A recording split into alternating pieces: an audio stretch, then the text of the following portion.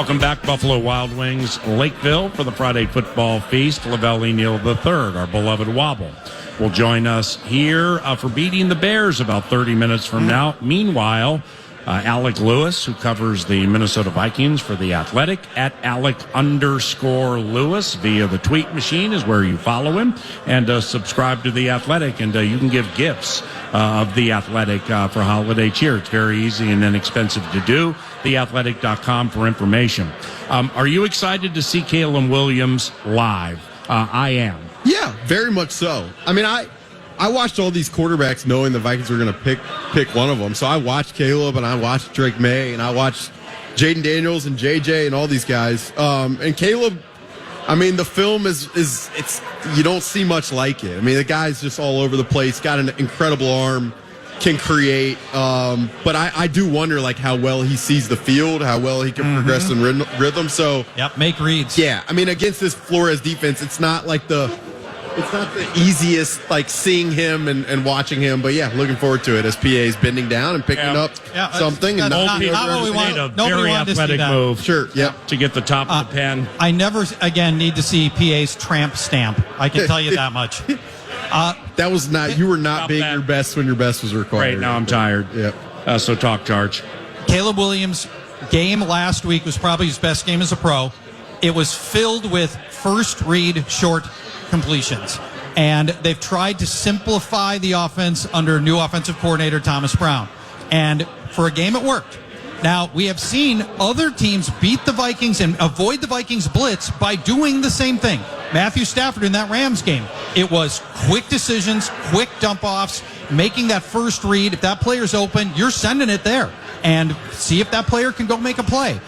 That, I believe, they will try to do that again here to try to simplify what can be, Brian Flores can wreck an opposing quarterback, but if you bring this thing, distill it down for Caleb Williams, where he's just trying to make fast first reads and delivering the ball to an open player, that puts him in a position where he doesn't have to try to decode the defense as much. Doesn't have to make second and third reads, and I think they're going to try that at least early. I think so, too. And I was talking to our Chicago Bears writer, Kevin Fishman. He's like, I do worry that if they try to dump the ball off on a wide receiver screen, that one of the edge rushers could get in the lane and intercept the ball. I'm like, I don't know if the Vikings have a guy who can do that. All right. His name is Andrew Van Ginkel, and he's already done that twice. Hold on. It's the Bears screen a lot, and they're short, like Alex was talking about, the short stuff left and right. Yeah. I hadn't thought of that till you just brought it up, because we haven't seen it in a while, because when Cashman missed those games, Van Ginkel was playing in his spot,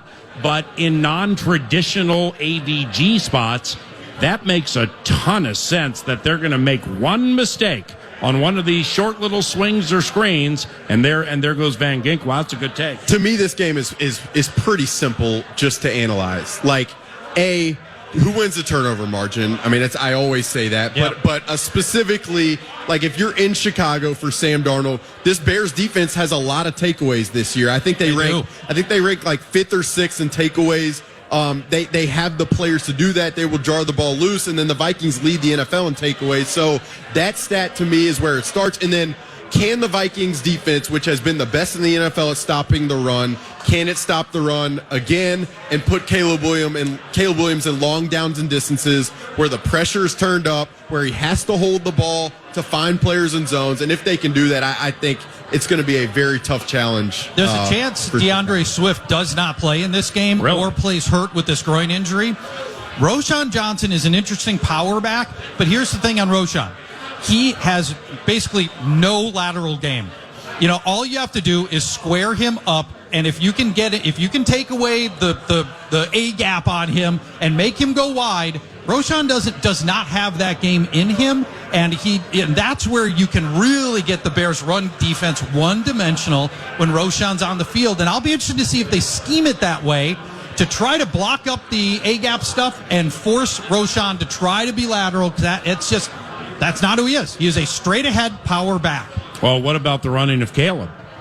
That's an X factor in this game. That's the one who, 7-step drop, edges get blocked by Jones and/or Darnell, my guy on the right side, and then he steps up, gets out, and so those I I've heard that and just kind of seen that a lot this week. The concern of the deep drop, good receivers down the field who require coverage, step up, find a gap, and then there he goes. It's the classic coaching point of like, stay in your rush lanes. Right. We got to have good rush lanes. Right. Rush lane. But it's true. And honestly, C.J. Stroud, when they played the Texans, C.J. Stroud loves to roll out right. I remember coming on with you on Friday and saying they're going to try to keep him up in the pocket and prohibit him from rolling out right. And they did a great job of that in that game. And he was having a very hard time staying in the pocket and rolling left. So and this is where, again, the intelligence of these defensive players, the Grenards, the Van Ginkles, they know, and on the fly, they can remember the idea that they cannot get in the wrong rush lane. And that's just it's a skill that doesn't show up in the stat sheet. You're never going to talk about it on the radio. But if the Vikings put it on Chicago and make it really hard for Caleb, that is an aspect that will definitely matter this Sunday. Agreed. All right, let's talk about the Vikings running game. What is your level of concern, Alec, over the performance of the Vikings' overall running game, Aaron Jones in particular? 4 straight underwhelming games for Aaron Jones, 3 of which he didn't even get to above 3.1 yards per carry. And it gets into a story Alec wrote recently, maybe a little earlier in the week, about the Vikings' middling running game and the need for interior offensive line help. So look, running the ball against Jeffrey Simmons and Tavondre Sweat is going to be hard for anybody. Tavondre Sweat, you probably knew. You watched a ton of college football. Holy no, cow. I did not know. What a beast. I was talking to one of the fast, I was talking to one of the Vikings offensive linemen in the locker room yesterday. They're like, "Yeah, he's a 3-car garage." It was phenomenal. That's quote. good. But I mean, against Jeffrey Simmons and Tavondre Sweat, you're going to have a hard time running the ball. But the reality is, going back to Week 5 in London against the Jets, the Vikings' yards per carry is 3.8. That's the lowest in the entire NFL. And I looked at all the advanced metrics this year of the run game this year compared to last year and the year before. And everything is essentially the same. EPA is the same. Yards per carry is the same. I mean, it's all fairly similar. There have been times this year where Aaron Jones has looked really good, and you know he's elevated the unit. But I think, and I wrote this, they've pulled every lever possible for the run game. They've altered scheme. They signed a blocking tight end. They've shuffled the interior offensive line of the guys they've had. They've signed new running backs. They've talked about play style, which Kevin O'Connell says 17 times a press conference. They've done ball security drill. They've done everything you can do besides upgrading the interior of the offensive line. And in my opinion, until they do that, it's going to be hard to run the ball, especially in short yardage, which is why people always scream, why is he throwing on 3rd and 2? Well, because it is hard to get vertical push with their situation right now, and so that's what they end up doing. I know that's a lot, but that's just been on my mind. Cam Robinson, all right? Now he's going to be a free agent at the end of the year. I don't think at this stage of his career he's a break-the-bank guy anymore. Do you? No. Okay, well, Darisaw, the fan has learned, is going to be the left tackle again. Is this may be stupid, but if, say, the team's really good, he really enjoys it here, what about re-signing him and raising him at guard? It's not the craziest thing in the world, I don't think. Know what I'm saying? Yeah, no. Then you get big and nasty inside, and that could be a start. Yeah, I mean, there's no question. And maybe that feels like a outside the box front office type vibe. And similarly, Walter Rouse, the Oklahoma dude, was drafted as a tackle, but I wouldn't be surprised with his size if he makes sense as a guard too. So we'll see what they do. But that position beyond defensive tackle, cornerback, those are going to be the spots we talk about for a long time this offseason. All right, in closing with YA before we get to Vikes Bites, help me through this outside of the covenant.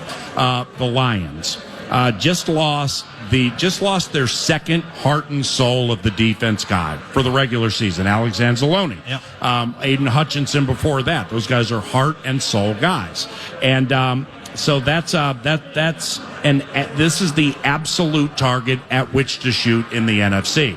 So from 9-1, what do we think from here? All right, Lions 9-1, down another heart and soul guy at Indy. Win, obviously. Okay. Home against Chicago. Win. Home against Green Bay. It's going to be tough, but I at home, I think they win. Win. Home against Buffalo.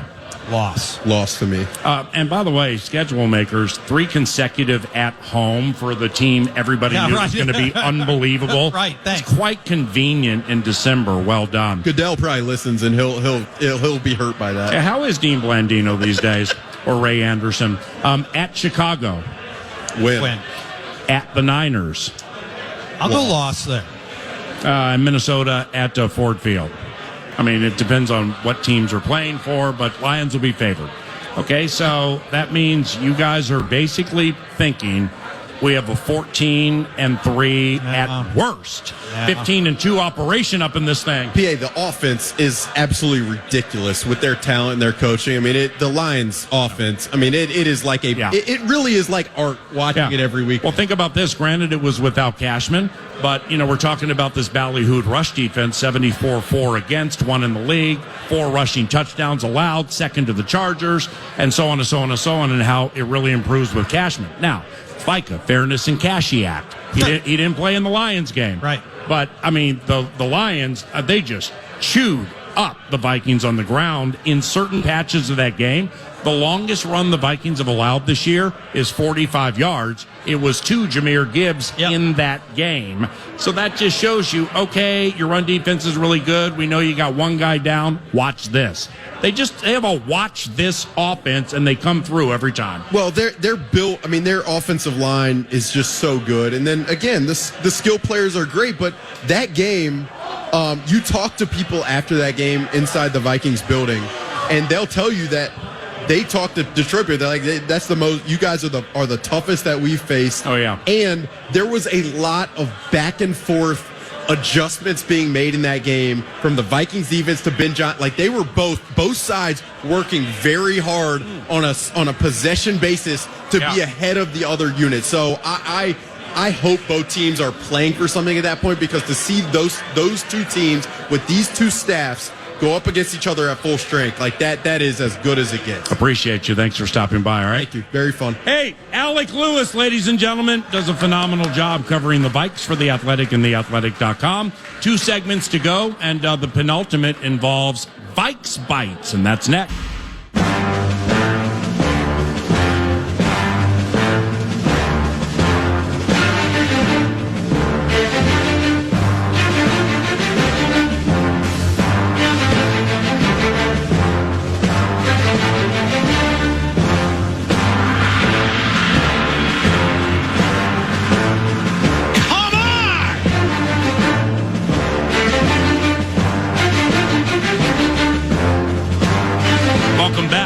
Nordo, Vikes Bites, though. Indeed, Vikes Bites. Vikes Bites Is presented by Thousand Hills Lifetime Grazed Grass-Fed Beef. And you can shop online. A box of meat shows up at your doorstep. That's pretty sweet. Otherwise, local Coburn's locations, local co-ops, and they are also proud sponsors of Gophers Athletics. I want to start here. Courtney Cronin, we had her on earlier in the week, PA, but she joined Bumper to Bumper yesterday with Dan Barrero. Here she is talking specifically about the Bears secondary. I'd say the strength of this team still is the secondary. Yes, Jalen Johnson ended up getting tripped up in Christian Watson's shoe last week, and whether that was a catch or not, who knows. That was a moment that I think was, just the... Like he said, it was comical the way they lost that game, and that was a moment where it's like literally anything that could go wrong would. But they're still a really good unit. Now, does that mean he's going to shadow Justin Jefferson? No, that's not the way that they play defense in Chicago. They play sides. They play left and right, and there will be times where Jefferson is on the number one cornerback on this team, and that's going to be a great matchup. But I don't anticipate, I feel like more times than not, they're going to have, the best receiver in the NFL on Terrell Smith and Tyreek Stevenson, because those two are now in a rotation. So that was ESPN's Courtney Cronin with Bumper to Bumper yesterday. What say you, Paul Charchian? Courtney thinks that they will not be shadowing Justin Jefferson, and that it is in our team's best interest to find Mr. Stevenson and Mr. Terrell Smith. Well, and you can do it because you know where they're going to play. Now, I know she talked very broadly about Jalen Johnson playing sides. The data, it's more like a 2/3, 1/3 thing. They will pick their times to have Johnson play the other side of the field and shadow somebody. And if I were the Bears and I've got one elite cornerback, I would do that at least sometimes. And But we'll find out how that works. What you know is you've got a positive matchup in the slot every single time you put Justin Jefferson there. And I'll be fascinated to see how often the Vikings decide that they're going to take that matchup. And that's one of the problems that you've got when, if you do try to play sides is, really you can find the good matchups whenever you want. Justin almost never gets man coverage. Almost never. It's almost always zone. It's almost always bracket coverage, and that's likely going to be the place here.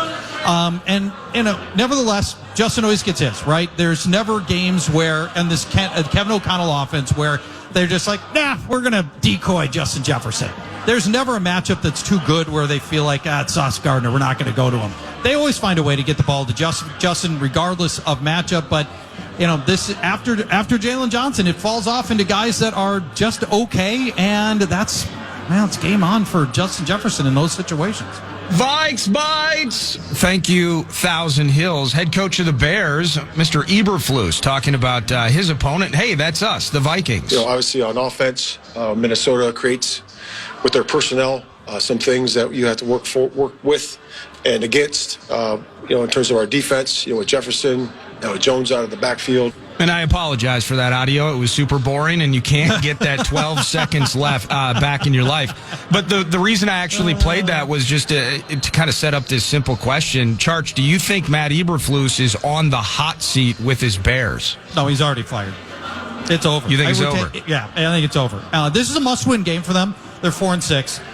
If they go to 4-7, their season's effectively over. So if you believe that desperate teams play better, and I don't know if there's any data to support that, but if you do believe that that's the case, then you're going to see it. There's a clearly desperate team and especially coaching staff.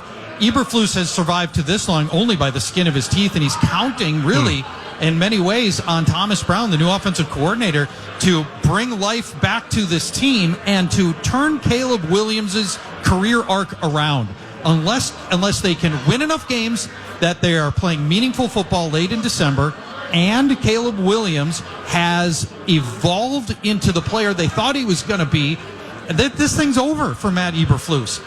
In Chicago, they're all extremely unhappy that he wasn't already fired. They wanted him gone for a long time, talking about the fan base in general, and they're frustrated at the lack of change to this point.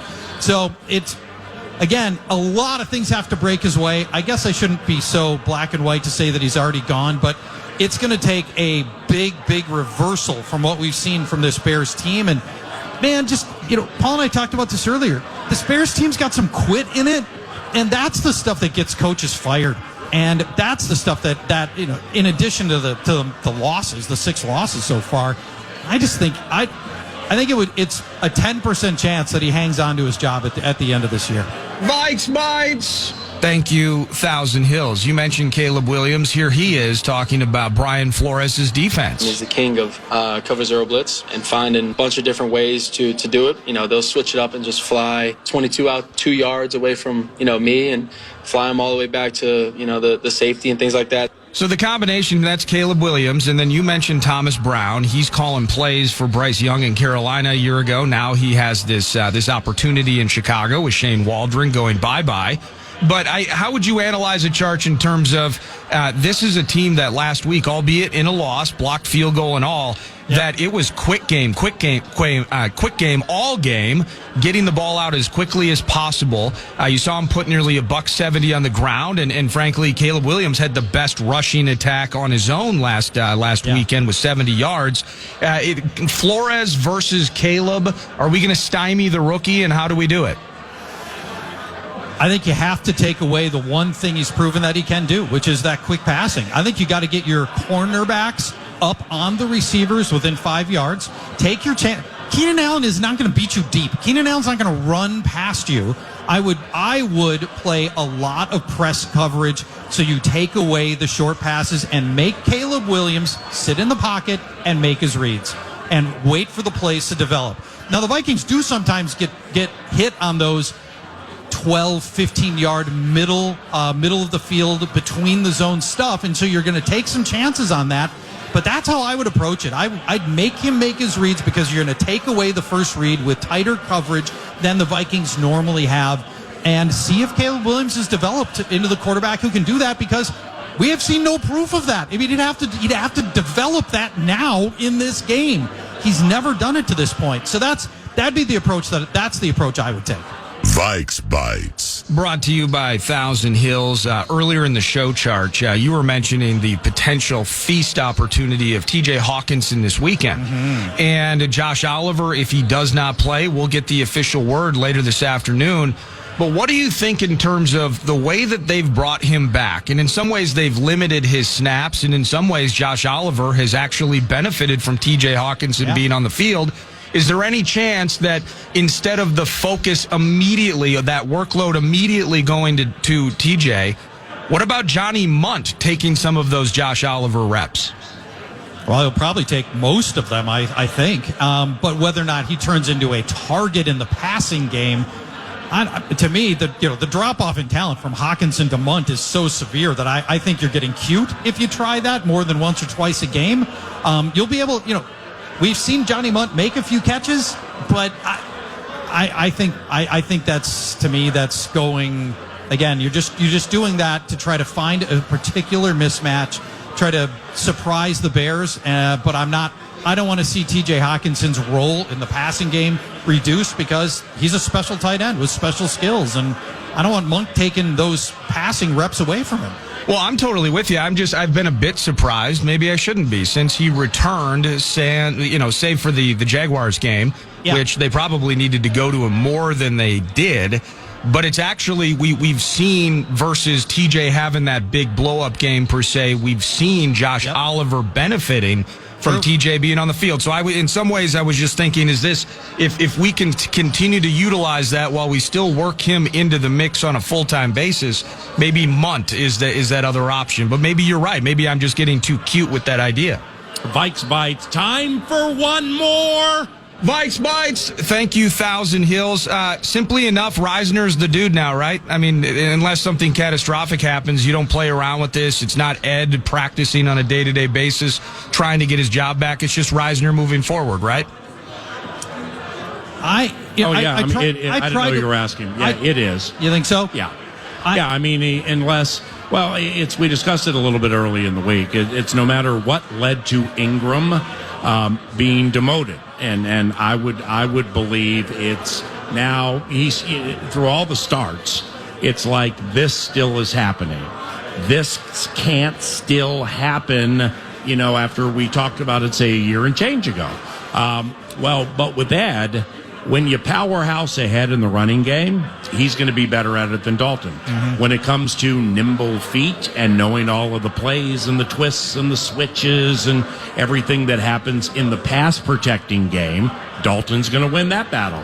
And even though the run-pass split is still extremely close for a Kevin O'Connell-led offense, I think he recognizes that we're going to be throwing more the rest of the way now that I got my dogs back, now that I got TJ up to speed, and, we got Aaron's feeling good, and Justin and Jordan and the whole thing.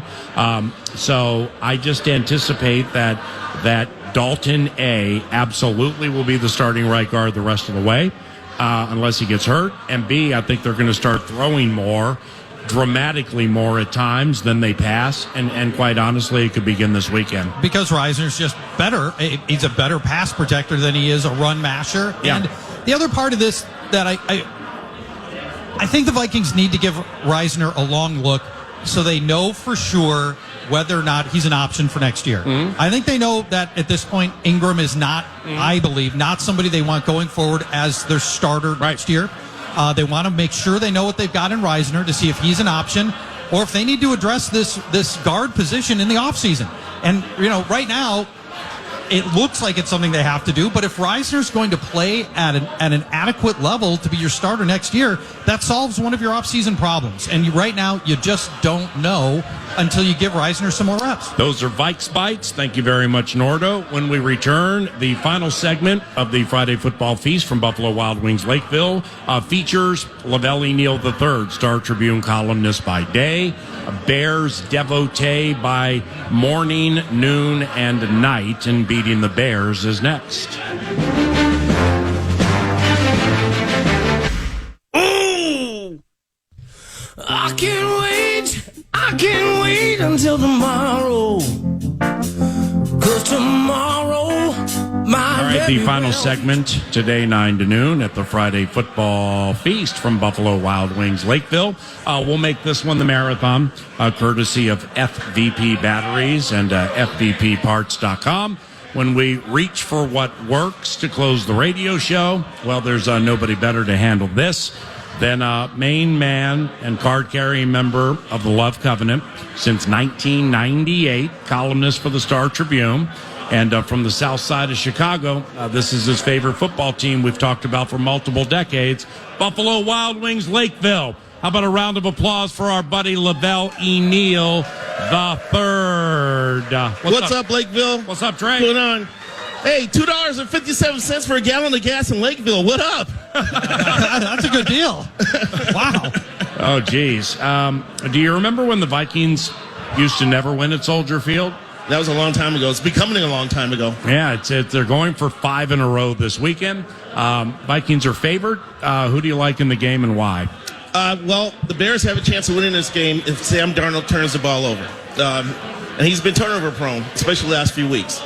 I think that's the Bears' best chance with you. The Vikings have a lot of advantages. There's a lot of matchup battles that the Vikings should win on Sunday. Mm-hmm. But goofier things that happen in Soldier Field. Hell yeah. Darnold has a shaky day and turns the ball over a little bit. The Bears can sneak one out. For some reason, despite their flaws, the Bears have avoided being blown out this year. Right.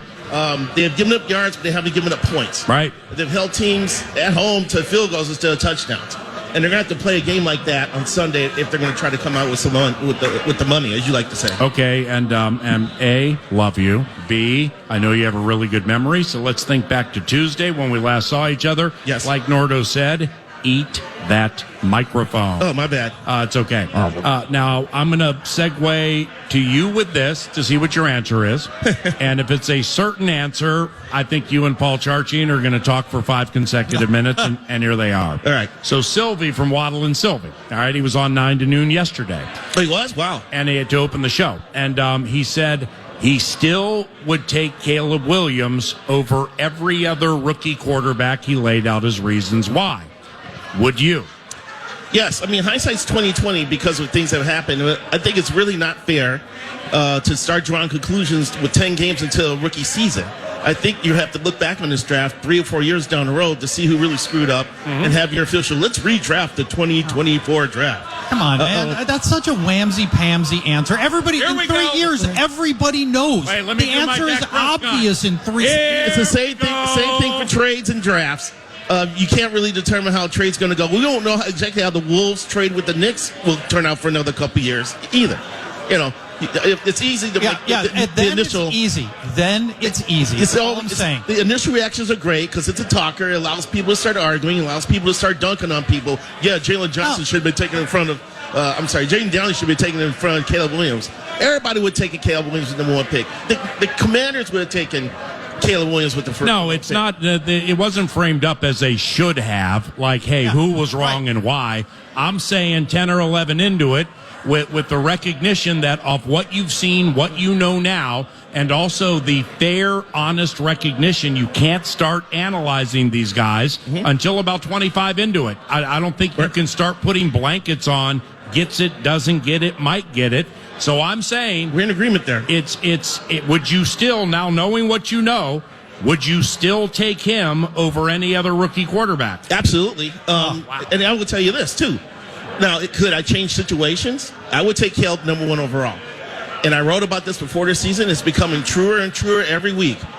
Caleb was headed into a rough situation in Chicago. A team that has struggled in recent years. A team with a coach on the hot seat. A team that's had a horrible quarterback in history. Especially with the moves that Ryan Poles made during the offseason, there were expectations. Probably unrealistic because Bears fans were thinking playoffs, 11 or 12 victories and things like that. Coming in and have to play right away. Didn't get a chance to sit. Didn't get a chance to watch. Didn't get a chance to be mentored by a veteran. That's why I said that J.J. McCarthy was in a better situation because he was playing for an offensive-minded head coach. He's got an offensive line with big tackles, and it was set up for him to sit behind Darnold for a little bit. Caleb did not benefit from that. This conversation at this stage if it's going to be a conversation, it's only between two guys because Drake May came in late. He's been fine, but there hasn't been a lot of his team loses all the time too. But he had Jacoby Brissett, if you're going to use that example, a veteran from whom to learn. Bo Nix started step number one, made a lot of mistakes, doesn't make the same mistakes he used to make. They're winning games. So don't you think that's the right way to look at it, Charts? You can get deep and be like, I would even prefer Drake May over what I've seen. Yeah. But it's a Williams-Nix Williams thing. Look, Drake May, they were both on the same field 2 weeks ago. Drake May at a massive disadvantage. Everything that Lavelle just said about Caleb Williams in his situation is at least partially true, but it's all worse for Drake May. He's got 6 offensive linemen unavailable to him through injury and other reasons. He's got the worst set of receivers in the world, and he just outplayed Caleb Williams. Drake May did. Jaden Daniels, I don't know how you could look at the way Jaden Daniels has played this year. Well, I didn't see the game. Did he absolutely outplay him? Drake May? Yeah. I thought so. Okay, he outplayed him. Let's remember, too, the offensive coordinator got fired after that game. Right, and the Patriots ran for 144 in that game, which undoubtedly helped Drake, but anyway. Yeah.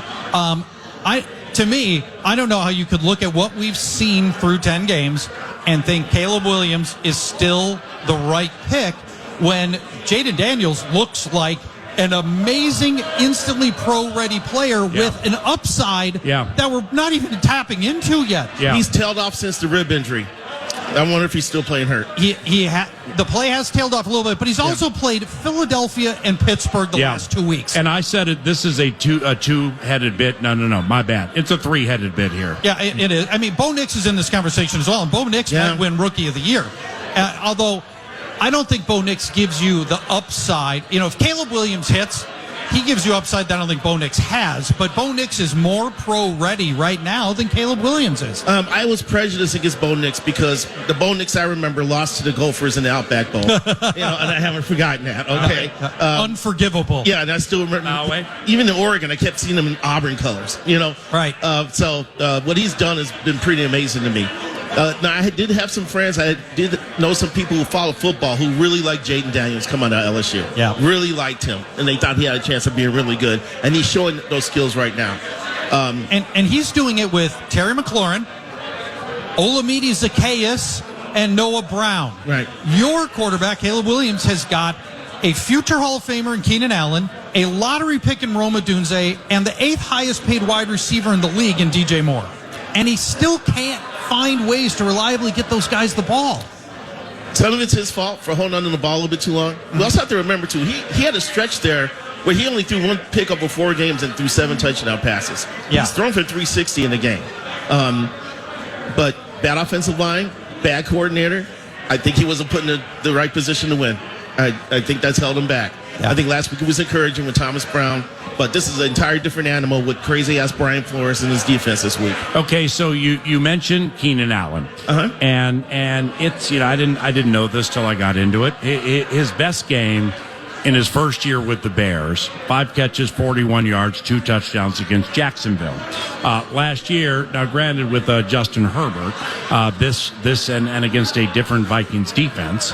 Personnel-wise, this is a receiver who went for a career-high 215 and nailed us on a gotcha with a pass to Mike Williams. How many catches was that on? On 215, feels like 15. Wasn't it 18 catches? Yeah, it might have been 8. It was a high number. All right, now, so with Keenan Allen, his highest yards total this year with the Bears is 44 yards. I saw that.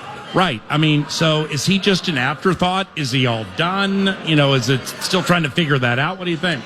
I just think it's lack of volume because the offense has not had any traction under Shane Waldron, and now he's out of the mix here. Okay. I think if you get the number of plays per game ramped up a little bit more and start extending some drives, you'll see Keenan Allen, because he's still a target on 3rd down. Yeah. He's still a great route runner and gets open.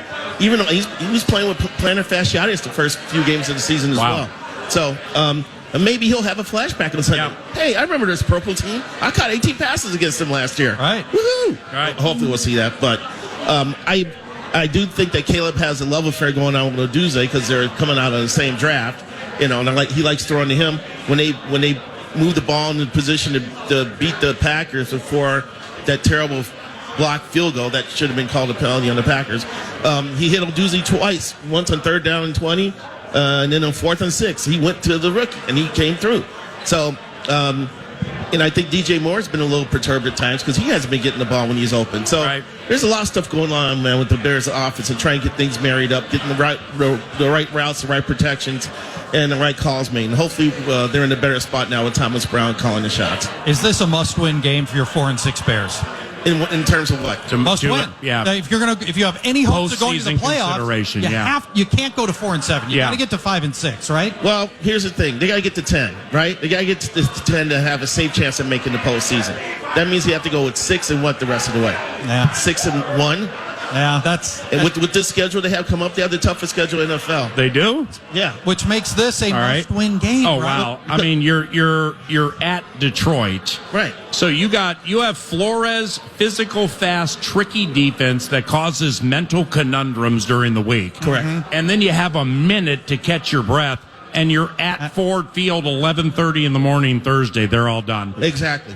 So you think it's already over? I think they're all done. That ship sailed. The must-win game was a week or two ago. I mean, we talked about the schedule makers earlier, and with the Lions, they get 3 consecutive home games in December. Boy, that's convenient. I mean, how about how they slapped it on the Bears here?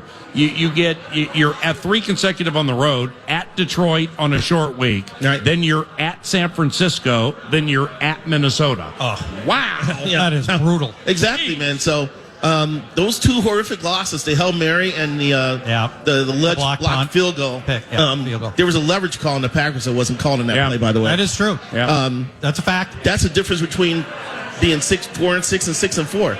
Now, if they're 6-4, now everything's different. You got a chance to squeeze a couple more wins out here and beat a playoff team. Yeah. I just don't see it. And I think the coach is getting fired, and we're going to have to go through all this again next offseason. Yeah, I think so too. Well, you a couple of weeks ago, I think it was early November, you're like, oh no, Millington.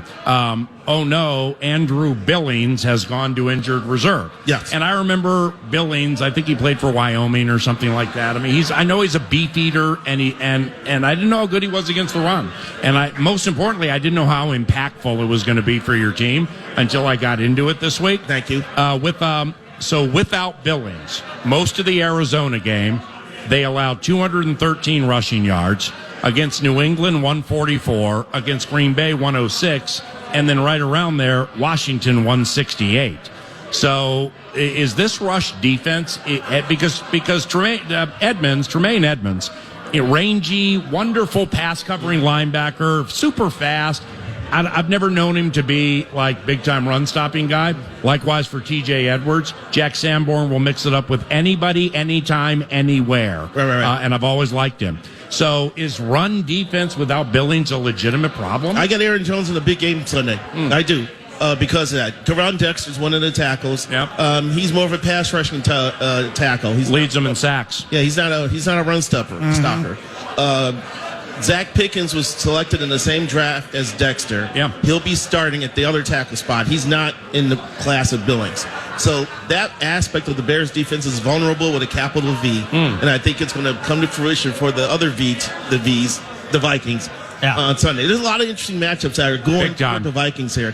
I'm sorry to take over your show, but I remember the conversation about will Jalen Johnson go one-on-one with Justin Johnson? Right. Yeah. And which could be a fascinating matchup. I want it. I want that matchup. This will only be the 3rd time they face each other. Wow. They've always been injured. Oh, wow. Yeah. JJ missed 2 games both games last year. Yeah.